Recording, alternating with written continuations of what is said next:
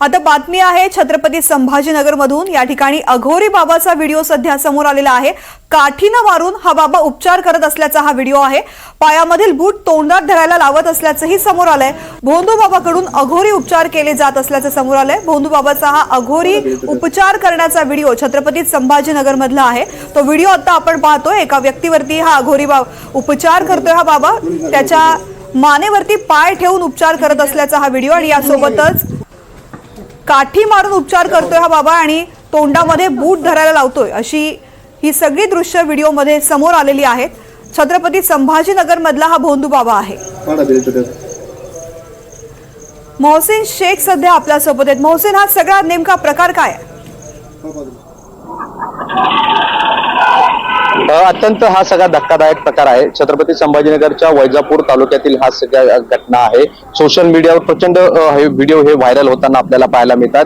हा अघोरी पद्धतीने उपचार करणारा बाबा आहे, जो वेगवेगळ्या आजारांवर उपचार करत असल्याचा दावा करतोय। आणि आपण जर व्हिडिओ मध्ये बघितलं तर हा छातीवर पाय ठेवून उपचार करतो, काठी मारून उपचार करतो।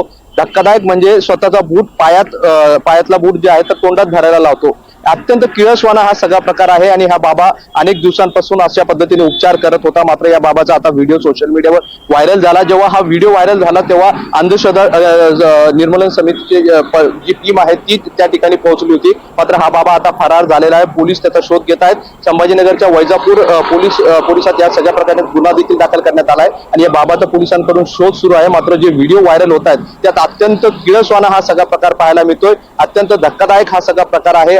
एकीकडे रुग्णांवर अशा पद्धतीने उपचार बिनधास्तपणे सुरू होते आणि कुणाला स्थानिक प्रशासनाला याची माहिती मिळत नव्हती का, असा देखील या निमित्ताने प्रश्न उपस्थित होतोय। आता पोलीस या बाबाला कधी बेड्या ठोकतात हे पाहणं महत्त्वाचं असणार आहे। मात्र व्हिडिओ पाहिलात अत्यंत हा सगळा धक्कादायक प्रकार आहे।